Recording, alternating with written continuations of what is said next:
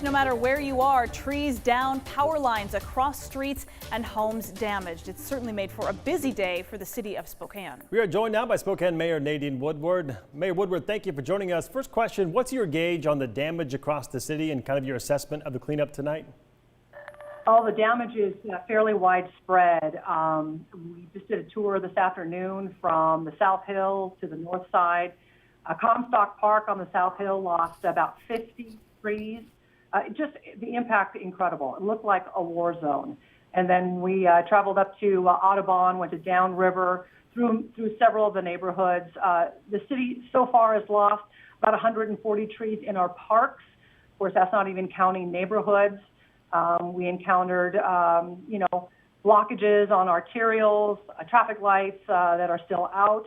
And we still have outages throughout the city. Myself, no power at the mayor's house. I know, Mark, we were talking in the break, and your power is out as well. So I know a lot of crews are working to get that back on. Our street crews are trying to get as much as they can cleared from the arterials first, and then they move into the neighborhoods after that. So a lot of work still to be done.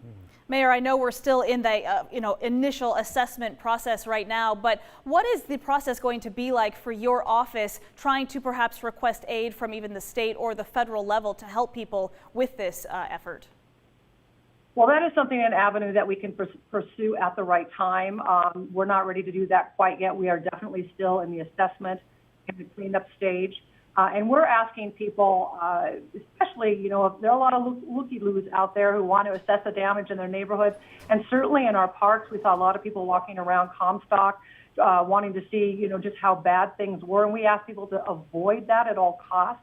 We have a lot of trees that have been damaged that are unstable. Limbs could fall on people. And a lot of those pines that were completely uprooted, there is an impact there with underground utilities.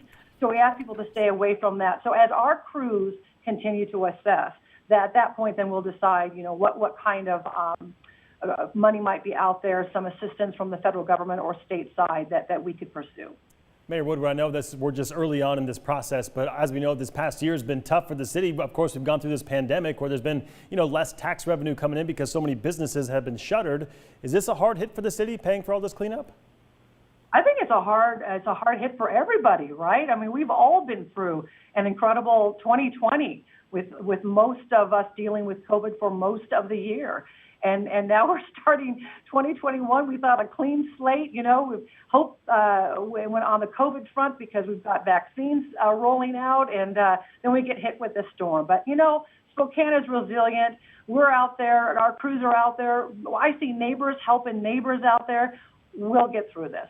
Mayor, I'm curious, knowing that we went through the 2015 windstorm as well, what are your comparisons of what you've seen out there in the damage so far? Does it seem comparable? Does it seem like one has been worse than the other?